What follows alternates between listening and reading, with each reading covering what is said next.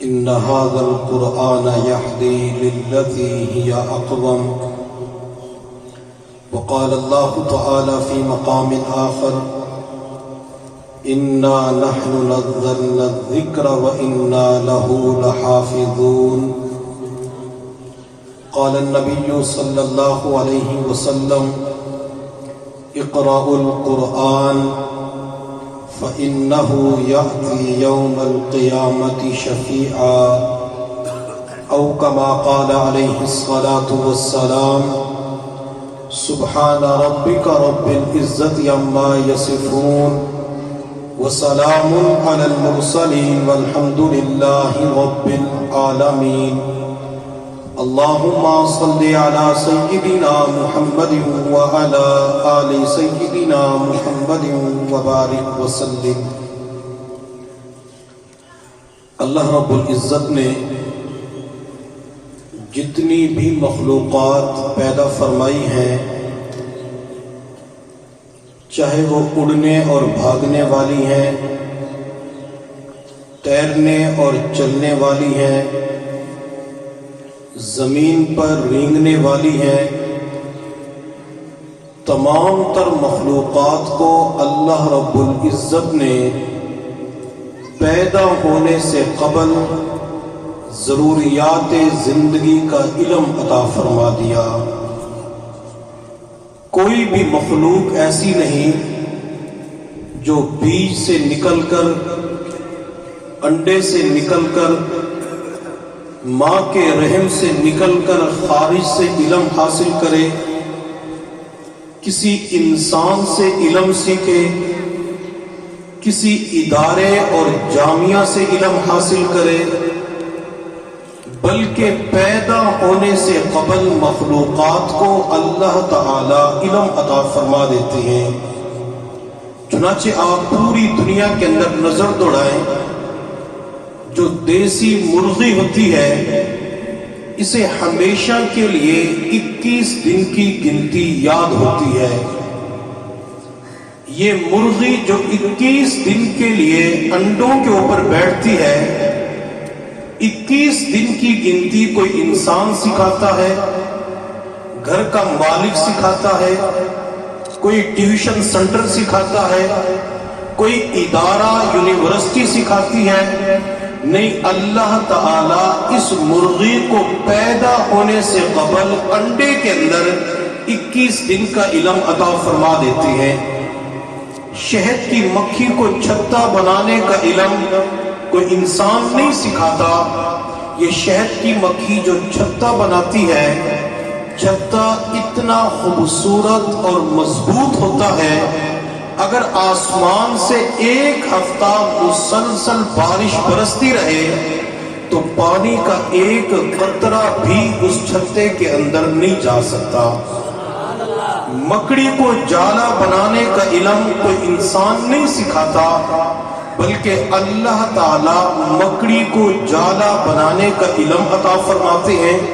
اور میرے اللہ نے قرآن عظیم الشان کے اندر فرمایا: وَإِنَّ أَوْحَنَ الْبُيُوتِ لَبَيْتُ الْعَنْكَبُوتِ، کہ تمام گھروں کے اندر سب سے کمزور گھر مکڑی کا ہوتا ہے، لیکن جب میرا رب ذوالجلال چاہتا ہے تو اسی مکڑی کے جالے کے ذریعے غار ثور کے اندر آمنہ کے در یتیم کی حفاظت فرما دیتی ہے.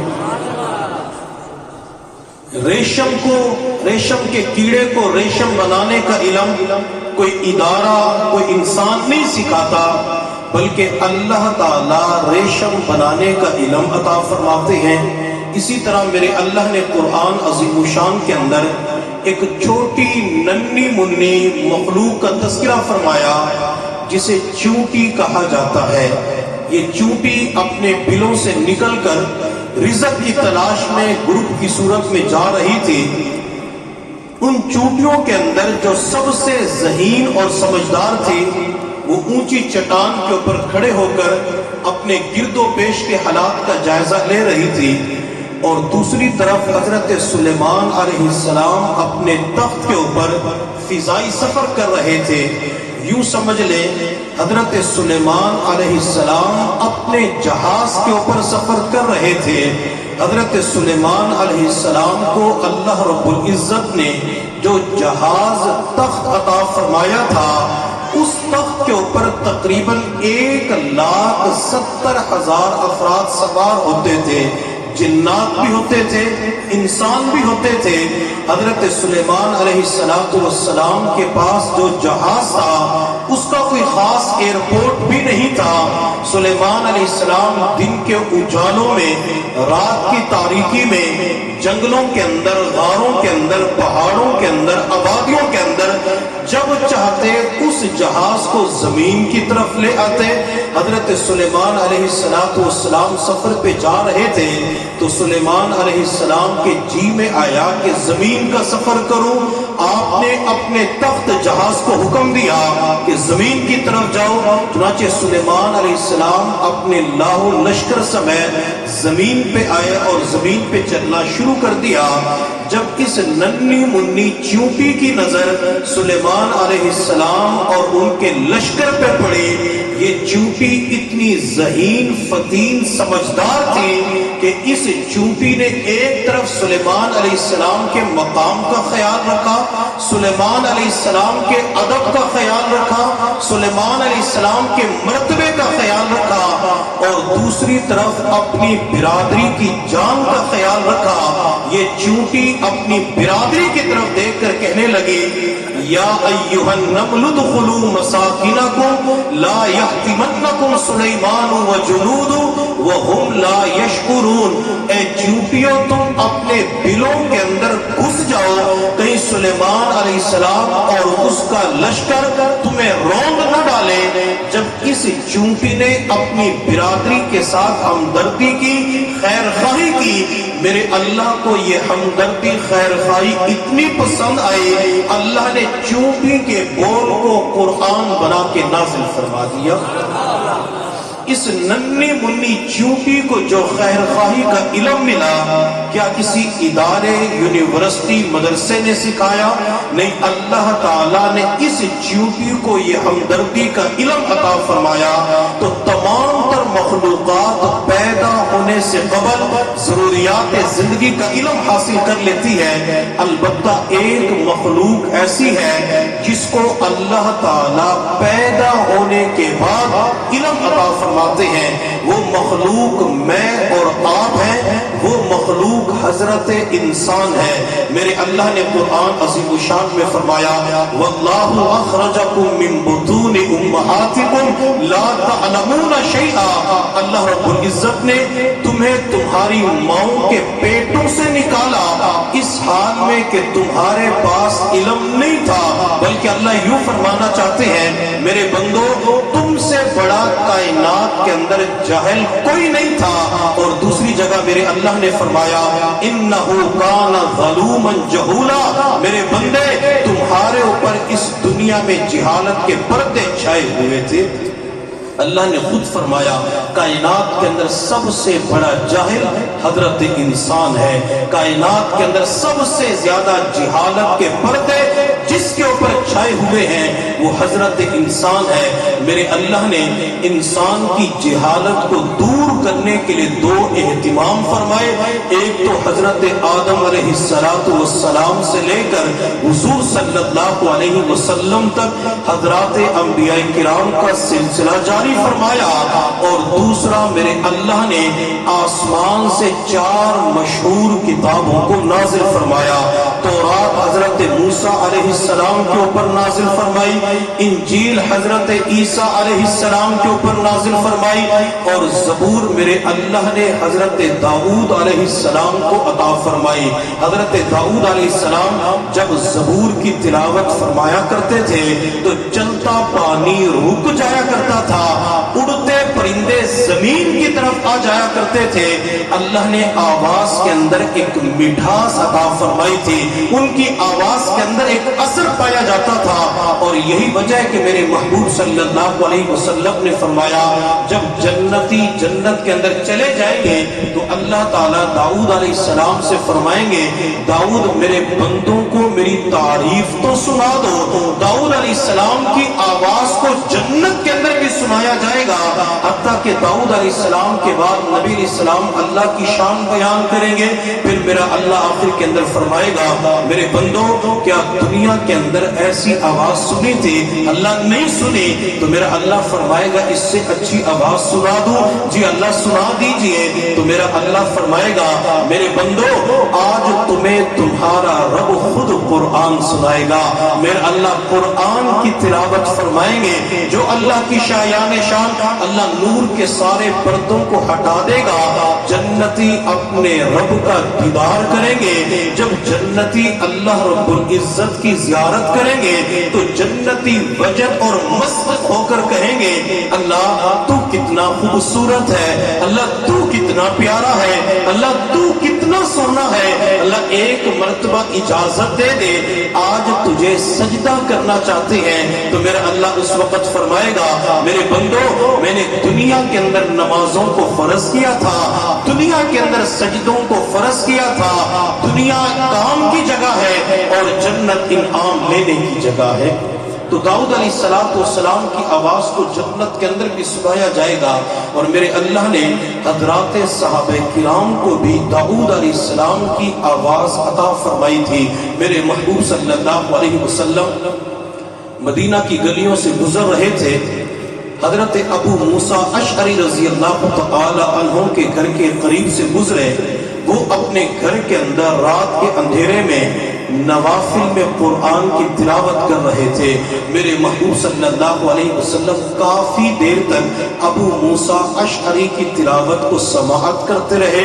جب ابو موسیٰ اشعری نے اپنی تلاوت کو موقوف کر دیا، میرے محبوب صلی اللہ علیہ وسلم اپنے حجرے میں تشریف لے گئے۔ اگلے دن فجر کی نماز کے بعد میرے محبوب صلی اللہ علیہ وسلم نے ابو موسیٰ اشعری کو فرمایا ابو موسیٰ اشعری اللہ رب العزت نے تجھے داؤد علیہ السلام کی آواز میں سے ایک حصہ عطا فرمایا ہے۔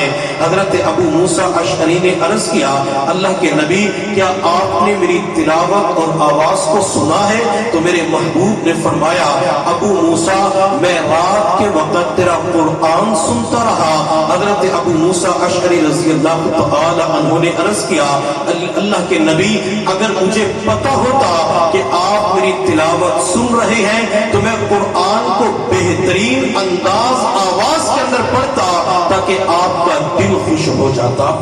تو اللہ نے محبوب کے صحابہ کو بھی داؤد علیہ السلام کی آواز عطا فرمائی۔ اور چوتھی کتاب میرے اللہ نے جو نازل فرمائی وہ آمنہ کے در یتیم، عبداللہ کے لخت جگر، تاجدار مدینہ، ساقی کوثر، شافی محشر، محبوب رب العالمین، حضرات حسنین کریمین کے نانا، فاطمہ زینب رقیہ ام کلثوم کے والد، خدیجہ عائشہ حفصہ کے شوہر، احمد مجتبی محمد مصطفیٰ صلی اللہ علیہ وسلم کو میرے اللہ نے 30 پاروں کے اوپر مشتمل 114 سورتوں کے اوپر محیط قرآن عظیم الشان عطا فرمایا۔ اگر اللہ تعالی حضور صلی اللہ علیہ وسلم کو درمیان کے اندر واسطہ نہ بناتے تو اس قرآن کو اٹھانا، قرآن کو محفوظ کرنا کسی انسان کے بس کا کام نہیں تھا۔ میرے اللہ نے قرآن عظیم الشان میں فرمایا لو انزلنا هذا القرآن على جبل لرأيته خاشعا متصدعا من خشیۃ اللہ، اگر اللہ تعالی قرآن کو پہاڑ کے اوپر نازل فرماتے تو پہاڑ قرآن کے بوجھ کی وجہ سے ریزہ ریزہ ہو جاتا۔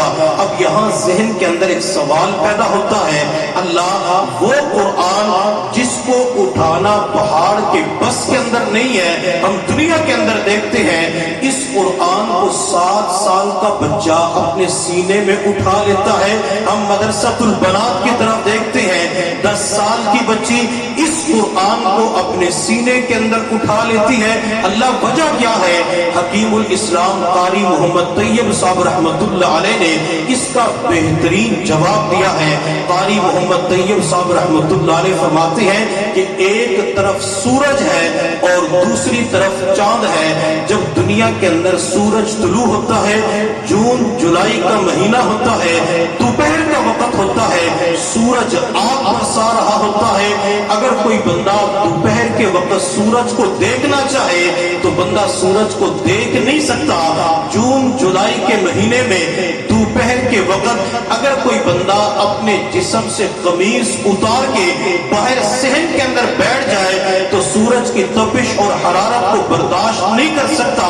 اور دوسری طرف جب رات کے وقت آسمان پہ چاند نکلتا ہے، 14ویں رات کا چاند اپنے پورے آب و تاب کے ساتھ جوبن پہ ہوتا ہے تو بندہ چاند کی طرف جب دیکھتا ہے تو سکون ملتا ہے، آنکھوں کو لذت ملتی ہے۔ اگر بندہ رات کے وقت جسم سے قمیض اتار کے چاند کی چاندنی کے اندر بیٹھ جائے تو بندے کے جسم کو راحت ملتی ہے۔ اب سورج نکلتا ہے تو کوئی دیکھ نہیں سکتا، لیکن جب سورج کی جلالی روشنی چاند کے جمال سے ہو کے آتی ہے تو ہر بندہ چاند کو دیکھ لیتا ہے۔ اسی طرح میرے اللہ کا قرآن عظیم الشان یہ جلالی کلام ہے اور نبی علیہ الصلوۃ والسلام کا مبارک سینہ یہ جمالی سینہ ہے۔ جب اللہ کا جلالی کلام پیغمبر کے جمالی سینے سے ہو کے آتا ہے تو اس قرآن کو 8 سال کا بچہ سینے کے اندر محفوظ کر لیتا ہے۔ یہ قرآن عظیم الشان وہ کتاب ہے جس کی تلاوت میرے محبوب نے خود فرمائی، اور میرے محبوب صلی اللہ علیہ وسلم جب کسی سے خوش ہوتے تھے تو آپ علیہ الصلوۃ والسلام خوش ہو کر قرآن کی دعا دیا کرتے تھے۔ حضرت عبداللہ بن عباس رضی اللہ تعالیٰ عنہ یہ نبی علیہ الصلوۃ والسلام کے چچا عباس کے بیٹے ہیں۔ حضرت عباس رضی اللہ تعالیٰ عنہ کا قد مبارک اونچا اور لمبا تھا۔ حضرت عباس جب گھوڑے کے اوپر بیٹھتے تھے تو ان کے پاؤں زمین کے ساتھ لگ رہے ہوتے تھے۔ عباس کے بیٹے ہیں عبداللہ بن عباس، نبی علیہ الصلوۃ والسلام کے چچا کے بیٹے، آپ کے کزن لگتے ہیں، اور یہ نبی علیہ الصلوۃ والسلام کی خدمت کیا کرتے تھے۔ ایک مرتبہ میرے محبوب قضائے حاجت کے لیے تشریف لے گئے تو عبداللہ ابن عباس چھوٹے بچے تھے، انہوں نے پانی کا لوٹا بھر کر نبی علیہ الصلوۃ والسلام کے واپسی والے راستے میں قریب کے اندر رکھ دیا۔ جب میرے محبوب قضائے حاجت سے فارغ ہوئے، آپ نے پانی کے لوٹے کو دیکھا تو فرمایا پانی کا لوٹا کس نے بھر کے رکھا ہے؟ حضرت عبداللہ بن عباس نے جواب دیا اللہ کے نبی میں نے رکھا ہے۔ میرے محبوب صلی اللہ علیہ وسلم بچے عبداللہ کی خدمت سے اتنا خوش ہوئے، میرے محبوب نے دعا دی اللہم علمہ الکتاب، اے اللہ اس بچے کو کتاب کا علم عطا فرما، اللہ اس بچے کو قرآن کے اسرار و رموز عطا فرما، اللہ اس بچے کو قرآن کے معارف عطا فرما۔ میرے پیغمبر کی مبارک زبان سے دعا نکلتی ہے، اللہ عرشوں کے اوپر قبول کرتی ہے، اور تمام صحابہ کے اندر اللہ تعالیٰ عبداللہ بن عباس کو امام المفسرین بنا دیتی ہے۔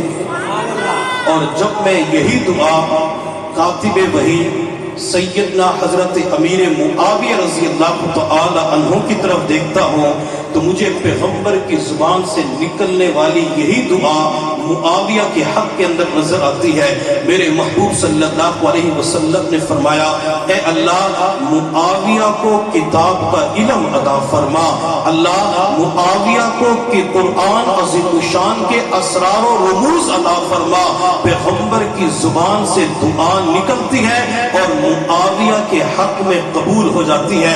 مجھے یہاں پہ اور واقعہ یاد آیا، حضرت معاویہ رضی اللہ تعالیٰ عنہ وہ مرد قلندر، وہ شخصیت ہے جو پیغمبر کی چیزوں سے برکت حاصل کیا کرتے تھے۔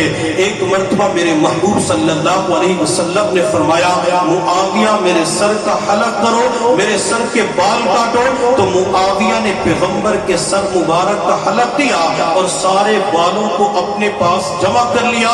میرے پیغمبر نے اپنے ناخن تراشے تو معاویہ نے وہ ناخن بھی جمع کر لیے۔ تو کسی نے معاویہ سے پوچھا معاویہ ان بالوں کا کیا کرو گے، ناخنوں کا کیا کرو گے؟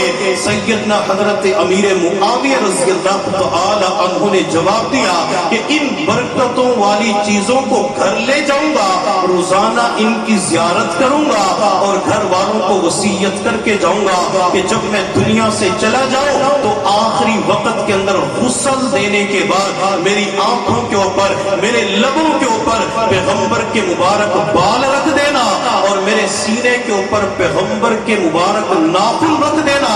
مجھے اللہ کی ذات سے قوی امید ہے اللہ پیغمبر کے مبارک ناخن اور بالوں کی برکت سے معاویہ کی مغفرت فرما دیں گے۔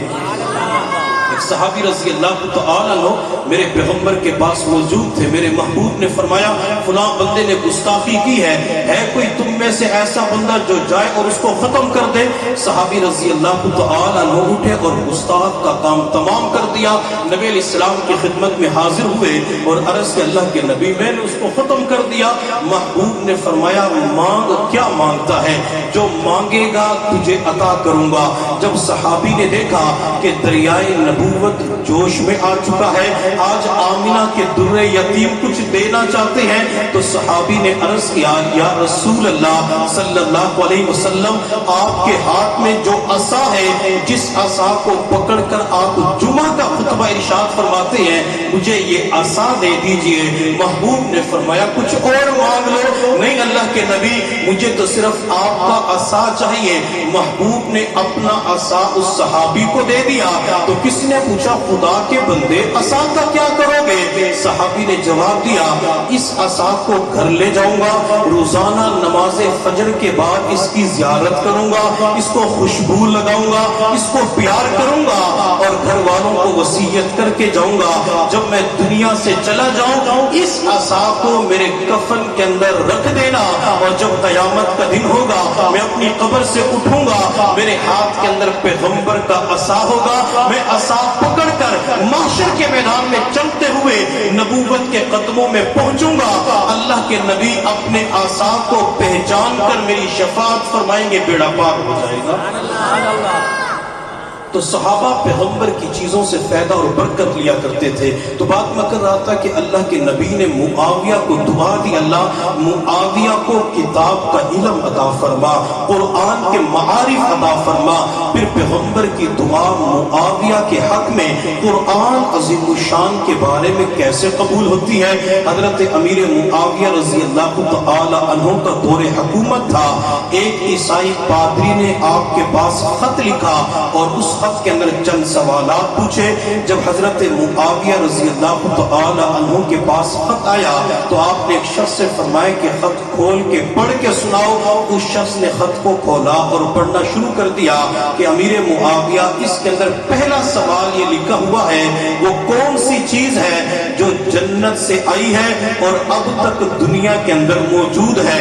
حضرت معاویہ رضی اللہ تعالی عنہ نے فرمایا جواب کے اندر لکھو وہ حجر اسود ہے جو اللہ نے جنت سے زمین پر بھیجا اور اب بھی بیت اللہ کے کونے کے اندر نصب اور موجود ہے۔ دوسرا سوال کیا گیا معاویہ دوسرا سوال یہ ہے وہ کون سا پانی ہے جو نہ تو زمین سے نکلا نہ آسمان سے برسا لیکن اس پانی کو دنیا کے تمام پانیوں کے اوپر فضیلت حاصل ہے؟ حضرت معاویہ رضی اللہ تعالی عنہ کی فراست کے اوپر میں قربان جاؤں۔ فرمانے لگے میرے محبوب صلی اللہ علیہ وسلم جہاد کے سفر پہ تشریف لے جا رہے تھے، راستے کے اندر آپ نے پڑاؤ ڈالا تو صحابہ کرام نے عرض کیا یا رسول اللہ پانی ختم ہو چکا ہے، وضو بھی کرنا ہے، شدت کی پیاس لگی ہوئی ہے، جانور بھی پیاسے ہیں۔ تو محبوب نے فرمایا قافلے کے اندر پانی تلاش کرو۔ جب پانی تلاش کیا گیا تو ایک چھوٹے سے پیالے کے اندر چند قطرے پانی کے ملے۔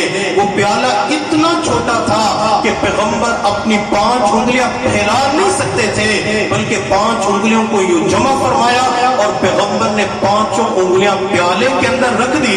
حضرت جابر رضی اللہ تعالیٰ عنہ فرماتے ہیں میں اپنی گناہگار آنکھوں سے دیکھ رہا تھا، اللہ رب العزت نے پیغمبر کی پانچوں انگلیوں سے پانی کے 5 چشمے جاری فرما دیے۔ حضرت معاویہ کہنے لگے جواب کے اندر لکھو وہ پانی جو نہ زمین سے نکلا نہ آسمان سے برسا، وہ پانی پیغمبر کی مبارک انگلیوں سے نکلا، اور اس پانی کو دنیا کے تمام پانیوں کے اوپر فضیلت حاصل ہے۔ تیسرا سوال، معاویہ وہ کون سی چیز ہے جس کی نہ والدہ ہے نہ والد ہے لیکن زمین کے اوپر وہ چلتی رہی؟ حضرت معاویہ رضی اللہ تعالیٰ عنہ نے فرمایا کہ جواب کے اندر چند چیزیں لکھو۔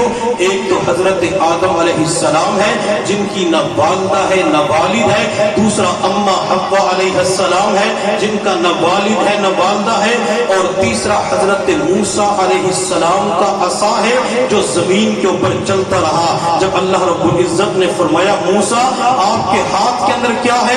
اللہ میرے ہاتھ کے اندر عصا ہے، اتوکأ علیہا واحش بہا علی غنمی ولی فیہا معارب اخری۔ اللہ نے فرمایا زمین کے اوپر ڈال دو، چنانچہ اس نے زمین کے اوپر چلنا شروع کر دیا۔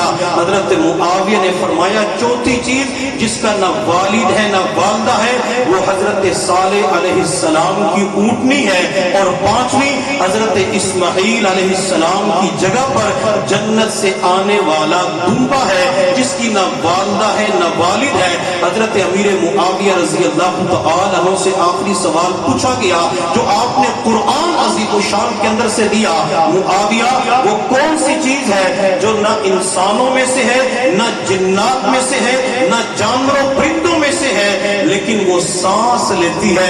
حضرت امیر معاویہ نے فرمایا لکھو وَالصُّبْحِ إِذَا تَنَفَّسَ، وہ صبح ہے جب صبح کا وقت ہوتا ہے تو وہ سانس لیتی ہے، نہ یہ انسانوں میں سے ہے نہ یہ جنات جانوروں میں سے ہے۔ حضرت امیر معاویہ نے قرآن کے اندر سے جوابات جب عیسائی پادری کو واپس بھجوائے تو کہنے لگا معاویہ کے پاس تو قرآن کا علم ہے، ہم اس کا مقابلہ نہیں کر سکتے۔ چنانچہ وہ عیسائی پادری اپنی جماعت کو لے کر معاویہ کے پاس آیا اور آپ کے ہاتھ کے اوپر اسلام قبول کر لیا۔ تو پیغمبر نے معاویہ کو قرآن عظیم الشان کی دعا دی تھی، اس لیے میں والدین سے درخواست کروں گا کہ جب بھی بچے کوئی نیک کام کریں تو انہیں بھی یہی دعا دیا کریں، بیٹا اللہ تجھے قرآن کا حافظ بنا دے، بیٹا اللہ تجھے قرآن کا عاشق بنا دے، بیٹا اللہ تجھے قرآن کا ناشر اور حامل بنا دے۔ ماں باپ کی زبان سے نکلنے والی دعا یہ اولاد کے حق میں اللہ تعالیٰ قبول فرما لیتے ہیں۔ میرے محبوب صلی اللہ علیہ وسلم نے ارشاد فرمایا ان اللہ یرفع بہذا الکتاب اقواما ویضع بہ آخرین، اللہ تعالیٰ قرآن کی برکت سے بعض لوگوں کو بلندیاں عطا فرماتے ہیں اور بعض لوگوں کو ذلت اور پستی کے گڑھے کے اندر ڈال دیا جاتا ہے۔ اس لیے ہمیں اللہ رب العزت کی بارگاہ میں یہ دعا کرنی چاہیے اللہ ہمیں قرآن کی برکت سے عزت عطا فرما، جس طرح آپ نے قرآن کی برکت سے عمر کو عزت عطا فرمائی، اللہ ہمیں بھی وہ عزت عطا فرما۔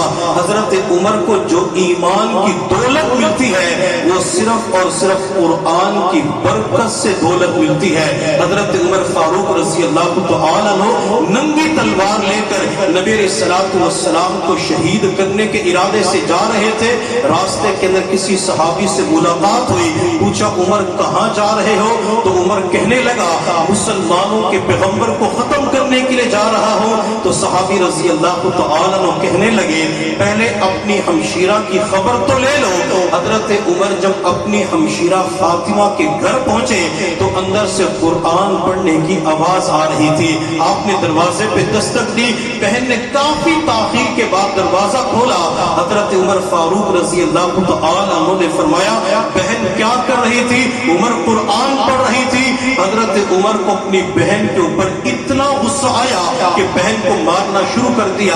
وہ بہن اپنے بھائی عمر کی مار کھاتی رہی اور آخر کے اندر کہنے لگی بھیا عمر جس ماں کا تو بیٹا ہے اسی ماں کی میں بھی بیٹی ہوں، عمر جس ماں کی چھاتی کا دودھ تو نے پیا ہے اسی ماں کی چھاتی کا دودھ میں نے بھی پیا ہے، عمر اسی ماں کی گود کے اندر میں بھی کھیلتی رہی، عمر تو میرے جسم سے جان تو نکال سکتا ہے مگر دل سے ایمان اور قرآن نہیں نکال سکتا۔ جب عمر نے دیکھا کہ بہن کے اندر اتنی جرت پائی جاتی ہے تو عمر کہنے لگا بہن بتلا تو صحیح آخر تو کیا پڑھ رہی تھی؟ بہن نے عمر کے سامنے قرآن عظیم الشان کی تلاوت شروع کر دی، طٰہٰ ما انزلنا علیک القرآن لتشقیٰ۔ حضرت عمر کا دل نرم ہو جاتا ہے، عمر کہنے لگا مجھے بھی پیغمبر کے دروازے پہ لے چلو۔ چنانچہ حضرت عمر فاروق رضی اللہ تعالیٰ عنہ میرے محبوب کے قدموں کے اندر پہنچ کے ایمان قبول کر لیتے ہیں۔ عمر کو جو ایمان ملا وہ بہن سے قرآن سننے کی وجہ سے ایمان کی دولت ملی ہے۔ اور جب میں سیدنا عثمان غنی رضی اللہ تعالی عنہ کی زندگی کو دیکھتا ہوں تو مجھے عثمان غنی قرآن عظیم الشان کی تلاوت مرتے دم تک کرتے ہوئے نظر آتے ہیں۔ حضرت عثمان غنی رضی اللہ تعالی عنہ اپنی خلافت کے ایام میں گھر کے اندر محبوس تھے، میرے عثمان کا کھانا پینا بند کر دیا گیا۔ حضرت عثمان غنی رضی اللہ تعالی عنہ نے تقریباً 40 دن بھوک اور پیاس کی حالت میں گزارے۔ کسی نے عثمان سے پوچھا عثمان کیا آپ کو بھوک نہیں لگتی؟ عثمان آپ کو پیاس نہیں لگتی؟ حضرت عثمان غنی نے جواب دیا جب بھوک لگتی ہے 2 رکعت نماز کی نیت باندھ لیتا ہوں، پیاس لگتی ہے قرآن عظیم الشان کی تلاوت شروع کر دیتا ہوں۔ حضرت عثمان غنی رضی اللہ تعالی عنہ اپنے گھر کے اندر محبوس تھے، 40واں دن تھا۔ حضرت عثمان گھر کے اندر قرآن کی تلاوت فرما رہے تھے، تلاوت کرتے کرتے عثمان کی آنکھیں بند ہو جاتی ہیں۔ حضرت عثمان غنی رضی اللہ تعالی عنہ نے محبوب صلی اللہ علیہ وسلم کی زیارت کی تو میرے محبوب نے فرمایا عثمان اگر تو چاہے میں آپ کے لیے دعا کر دیتا ہوں، اللہ آپ کو غلبہ عطا فرما دیں گے، اور عثمان اگر آپ میرے پاس آنا چاہیں تو تیاری کر لو۔ عثمان آپ نے روزہ رکھا ہوا ہے، شام کو افطاری میرے پاس کر لینا۔ حضرت عثمان غنی رضی اللہ تعالی عنہ کی جب آنکھ کھلی تو اپنی اہلیہ نائلہ سے فرمایا نائلہ میں چند لمحوں کا مہمان ہوں، نائلہ میں چند لمحوں کے بعد دنیا سے چلا جاؤں گا۔ حضرت نائلہ رضی اللہ تعالی عنہ نے رونا شروع کر دیا، روتے ہوئے کہنے لگے عثمان آپ کہاں جا سکتے ہیں؟ عثمان آپ کو کچھ نہیں ہو سکتا۔ تو سیدنا عثمان غنی نے فرمایا نائلہ اللہ کے نبی کی زیارت ہوئی ہے، اور نبی علیہ السلام نے فرمایا عثمان میرے ساتھ افطاری کر لینا۔ حضرت عثمان غنی رضی اللہ تعالی عنہ نے قرآن اٹھایا اور قرآن کی تلاوت کرنا شروع کر دی۔ واہ عثمان تیرے شوق تلاوت کے اوپر قربان جاؤں، تجھے اللہ کے نبی نے فرما بھی دیا عثمان تو چند لمحوں کا مہمان ہے پھر بھی تو قرآن کی تلاوت کر رہا ہے۔ حضرت عثمان غنی قرآن پڑھتے رہے۔ عثمان کے گھر کے اندر چند حضرات گھس آتے ہیں، داخل ہوتے ہیں۔ عثمان کے قریب آ کے ایک ظالم آپ کی داڑھی کو پکڑ لیتا ہے۔ عثمان نے اس شخص کے چہرے کی طرف دیکھ کے فرمایا ظالم اگر تیرا والد زندہ ہوتا تو یہ دیکھ کے برداشت نہ کر سکتا۔ وہ پیچھے ہٹا، دوسرا ظالم آگے بڑھا جس نے عثمان کے سر کے اوپر لوہے کے راڈ سے وار کیا، سر پھٹا اور سر کے اندر سے خون بہ پڑا۔ عثمان کے سر سے نکلنے والا خون یہ قرآن کے مقدس اوراد کے اوپر فَسَيَكْفِيكَهُمُ اللَّهُ اس آیت کے ٹکڑے کے اوپر گر پڑتا ہے۔ حضرت عثمان غنی رضی اللہ تعالی عنہ کی جھولی میں جو قرآن رکھا ہوا تھا ایک ظالم نے آگے بڑھ کر اس قرآن کو پاؤں کی ٹھوکر ماری، وہ قرآن دور جا پڑا۔ سید نور الحسن بخاری رحمت اللہ علیہ ایک جملہ کہا کرتے تھے اس ظالم نے پاؤں کی ٹھوکر ماری لیکن عثمان کے دل کے اندر جو قرآن کی محبت تھی، جو قرآن کا عشق تھا، وہ قرآن خود بخود عثمان کی جھولی میں آ جاتا ہے، کیونکہ عثمان کو قرآن کے ساتھ ایک لگاؤ تھا، قرآن کے ساتھ نتی ہو چکے تھے۔ حضرت عثمان غنی رضی اللہ تعالی عنہ اسی حال میں شہید کر دیے جاتے ہیں۔ اور جب میں سیدنا عثمان غنی رضی اللہ تعالی عنہ کو تصورات کی دنیا میں محشر کے میدان میں دیکھتا ہوں، محشر کے میدان کے اندر کسی کی شہادت کی گواہی بدر اور کربلا کا میدان دے گا، کسی کی شہادت کی گواہی پیغمبر کا مصلی دے گا، لیکن عثمان کی شہادت کی گواہی اللہ کا قرآن دے گا۔ یہ عثمان غنی رضی اللہ تعالیٰ عنہ جو بار بار قرآن کی تلاوت کیا کرتے تھے. عثمان ایک رکعت کے اندر پورا قرآن پڑھ لیا کرتے تھے.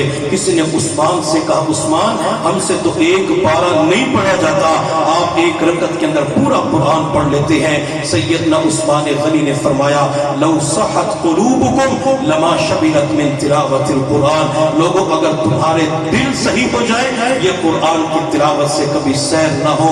اگر کسی بندے کا قرآن پڑھنے کو جی نہ چاہے, قرآن پڑھنے کو دل نہ کرے, کئی مہینے گزر جاتے ہیں لیکن قرآن کھولنے کی توفیق نہیں ملتی, وہ بندہ اپنے آپ کو مخاطب کر کے کہے کہ میرے دل کے اوپر گناہوں کی میل آ چکی ہے, گناہوں کا زنگ آ چکا ہے, جس کی وجہ سے مجھے قرآن کھولنے اور پڑھنے کی توفیق نہیں ملتی. مدارس کے اندر جو بچے قرآن عظیم الشان کے حافظ بن چکے ہیں یا بن چکے ہیں اور گردان کر رہے ہیں, میں ان تمام طلباء سے ایک درخواست کروں گا کہ طلباء اپنی منزل کو مضبوط رکھیں. بعض مرتبہ طلباء 5ویں کلاس کے بعد مدرسے کے اندر داخلہ لیتے ہیں, 2-2.5 سال کے اندر حفظ کرنے کے بعد سکول کالج کی لائن کی طرف چلے جاتے ہیں, اور جب سکول کالج کے اندر پڑھنا شروع کرتے ہیں تو قرآن کھول کے نہیں دیکھتے, نہ تراویح کے اندر قرآن سناتے ہیں, نہ روزانہ اپنے استاد کے پاس آتے ہیں, نہ مدرسے کے ساتھ مستقل رابطے کے اندر رہتے ہیں, حتیٰ کہ پہلے وہ چند صورتیں بھلاتے ہیں پھر اس کے بعد پارہ بھلا دیتے ہیں, حتیٰ کہ ایک وقت ایسا بھی آتا ہے کہ پورا قرآن بھلا دیتے ہیں. اگر کوئی بچہ قرآن بھول جاتا ہے تو آج کے دور میں بعض مرتبہ اسے گناہ نہیں سمجھا جاتا, حالانکہ قرآن کا بھول جانا, قرآن کا بھلا دینا یہ گناہ کبیرہ ہے. قاری رحیم بخش پانی پتی رحمت اللہ علیہ کے شاگرد فرمایا کرتے تھے اگر کوئی حافظ قرآن تراویح کے اندر قرآن نہ سنا سکے تو یہ بھی قرآن کا بھول جانا ہے. اور اسی طرح یہ بھی فرمایا کرتے تھے اگر کوئی تراویح کے اندر قرآن سناتے ہوئے اتنی غلطیاں کرتا ہے کہ مقتدی حضرات یہ کہنا شروع کر دیتے ہیں کہ اس بچے کو تو قرآن نہیں آتا, یہ قرآن بھول چکا ہے, یہ بھی قرآن کا بھول جانا ہوتا ہے. حضرت سعید بن زید رضی اللہ تعالیٰ عنہ فرماتے ہیں حضور صلی اللہ علیہ وسلم نے ارشاد فرمایا جو قرآن حفظ کرنے کے بعد بھلا دیتا ہے یہ قیامت کے دن اللہ تعالیٰ سے اس حال میں ملاقات کرے گا کہ کوڑی کے مرض کے اندر مبتلا ہوگا. اب کوڑ کا مرض کیا ہوتا ہے؟ جس انسان کو یہ بیماری لگ جاتی ہے اس کا جسم کا گوشت گرنا شروع ہو جاتا ہے, گویا کہ اس بندے کے جسم کے اعضاء صحیح سلامت نہیں ہوں گے. اور میرے اللہ نے قرآن عظیم الشان کے اندر جو قرآن کو بھلا دیتے ہیں ان کی 2 سزائیں بیان فرمائی ہے. وَمَنْ أَعْرَضَ عَنْ ذِكْرِي فَإِنَّ لَهُ مَعِيشَةً ضَنْكًا. مفسرین فرماتے ہیں کہ جو قرآن یاد کرنے کے بعد بھلا دیتا ہے تو اللہ اس کو رزق کی تنگیوں کے اندر مبتلا کر دیتے ہیں. اور دوسری سزا وَنَحْشُرُهُ يَوْمَ الْقِيَامَةِ أَعْمَى. اللہ فرماتے ہیں جو حافظ قرآن یاد کرنے کے بعد بھلا دے گا میں اسے قیامت کے دن اندھا کر کے کھڑا کروں گا. اور جب کسی کو اندھا کھڑا کیا جائے گا اس وقت وہ کہے گا ربی لما حشرتنی اعمی وقد كنت بصیرا. اللہ میں تو دنیا کے اندر دیکھنے والا تھا, اللہ مجھے اندھا کھڑا کیوں کیا گیا؟ میرا اللہ اس وقت فرمائے گا تو نے میری آیات کو بھلا دیا, میں نے آج کے دن تجھے بھلا دیا.